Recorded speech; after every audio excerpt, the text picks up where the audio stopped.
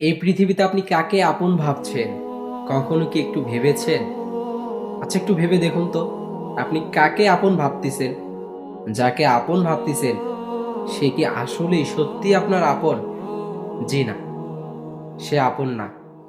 আপন তো একমাত্র মহান আল্লাহ তাআলা, যিনি আপনাকে সৃষ্টি করেছে এবং আপনার যে মনের কথাগুলো রয়েছে, সেই মনের কথাগুলো যে রব শুনতেছে, তিনিই হচ্ছেন একমাত্র আপন। এছাড়া দুনিয়ার কেউ আপন নয়। আপনি যতই দেখেন, বন্ধু বলেন, ভালোবাসার মানুষ বলেন, এগুলো কেউ আপনার পাশে থাকবে না একসময়। আজকে আপনার মৃত্যু হোক, ২ দিন পরেই সবাই আপনাকে ভুলে যাবে। যত বড়ই আপন হোক না কেন, আপনার স্বার্থের জন্য তারা আপনাকে ব্যবহার করবে। স্বার্থ ফুরিয়ে যাবে, আপনিও ফুরিয়ে যাবেন। এটাই বাস্তব। তাই আসুন, আল্লাহ তাআলাকে আল্লাহ তাআলার উপর তাওয়াক্কুল করে আল্লাহ তাআলাকে বিশ্বাস করি। আল্লাহর ভালোবাসা অর্জন করতে শিখি।